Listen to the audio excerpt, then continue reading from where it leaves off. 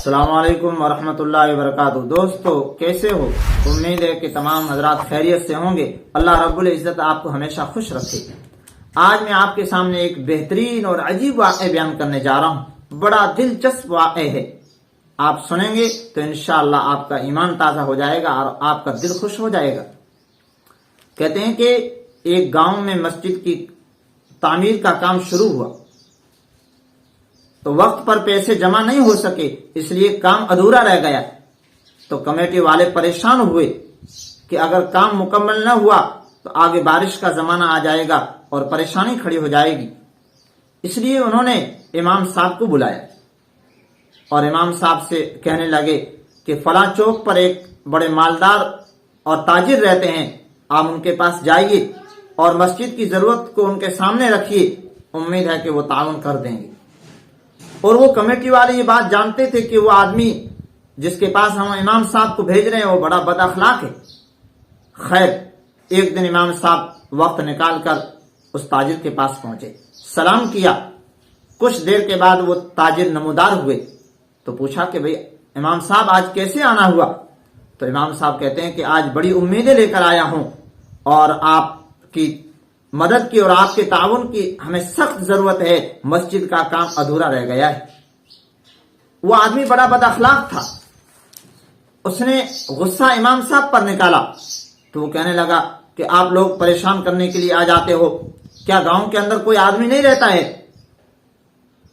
کوئی مدد کرنے والا نہیں ہے، اور آپ کی کمیٹی کے لوگ سب چور ہیں۔ خیر، امام صاحب جو ہے سنتے رہے۔ اس کے بعد امام صاحب غصہ نہیں ہوئے۔ کچھ دیر کے بعد امام صاحب کہتے ہیں کہ اللہ تبارک و تعالیٰ نے آپ کو موقع دیا ہے اور آپ کی مدد کی سخت ضرورت ہے، آپ اللہ تبارک و تعالیٰ کے گھر کے لیے ضرور تعاون فرمائیں۔ خیر، امام صاحب کا دل نہیں پگھلا۔ کچھ دیر کے بعد وہ تاجر کہتا ہے، خیر تاجر کا دل نہیں پگھلا۔ کچھ دیر کے بعد وہ تاجر کہتا ہے کہ آپ کو تعاون چاہیے؟ تو کہا کہ ہاں۔ تو امام صاحب سے کہا کہ ہاتھ آگے بڑھاؤ۔ امام صاحب نے جیسے ہی ہاتھ آگے بڑھایا تو اس نے امام صاحب کے ہاتھ میں تھوک دیا۔ خیر، امام صاحب غصہ نہیں ہوئے، انہوں نے اس تھوک کو اپنے کپڑوں پر مل دیا اور پھر امام صاحب کہتے ہیں کہ یہ دوسرا ہاتھ ابھی تو آپ نے میرے کو ایک ہاتھ میں دیا ہے، یہ دوسرا ہاتھ میں بڑھا رہا ہوں، اس میں آپ اللہ کے لیے دے دیں۔ تو کہتے ہیں کہ اس تاجر کا، اس آدمی جو بد اخلاق تھا، اس کا دل پسیج گیا اور اس کی آنکھوں میں آنسو جاری ہو گئے۔ کچھ دیر تک وہ روتا رہا۔ اس کے بعد وہ کہتا ہے کہ امام صاحب اب آپ بتلائیے کہ کتنے پیسوں کی ضرورت ہے؟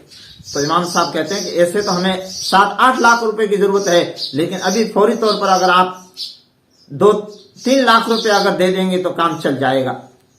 تو وہ تاجر کہتا ہے نہیں، جتنا پورا بجٹ ہے اس کے بارے میں بتلائیے۔ تو کہا کہ 8 لاکھ روپے۔ کچھ دیر کے بعد وہ تاجر 8 لاکھ روپے لایا اور امام صاحب کے ہاتھوں میں دے دی۔ پھر وہ کہتا ہے تاجر کہ امام صاحب آگے چل کر اگر مسجد کے کام کی ضرورت ہو تو آپ کسی دوسرے سے تعاون نہ لیں، بلکہ آپ مجھ ہی سے کہیں، میں آپ کو دے دوں گا۔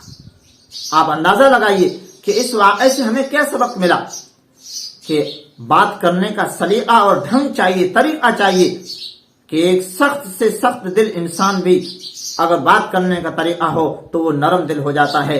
آج ہمارے پاس بات کرنے کا سلیقہ نہیں ہے، اس لیے کہ ہماری زبانیں جو ہے اتنی کڑوی ہو چکی ہے کہ لوگوں کو جوڑنا تو بہت دور کی بات ہے، جو لوگ جڑے ہوئے ہوتے ہیں ان کو بھی ہم اپنی زبانوں کے ذریعے سے توڑ دیتے ہیں۔ طوطا مرچی کھا کر بھی میٹھا بولتا ہے اور ہم میٹھا کھا کر بھی جو ہے کڑوے بولتے ہیں۔ آج انسانوں کے اندر شوگر بہت ہے، لیکن ان کی زبانیں اتنی کڑوی ہو چکی ہے کہ کوئی بھی قریب ان کے آنے کے لیے تیار نہیں ہوتا ہے۔ اس لیے جو بھی دین کا کام کرنے والے ہیں ان پر لازم ہے کہ وہ بات کرنے کا سلیقہ سیکھیں، طریقہ سیکھیں اور ہر بات پر جو ہے غصہ نہ ہو اور اپنی زبانوں کو کڑوا نہ بنائیں۔ اللہ تبارک و تعالی ہمیں اس واقعے سے اس بات کو سمجھنے کی توفیق عطا فرمائے، آمین یا رب العالمین۔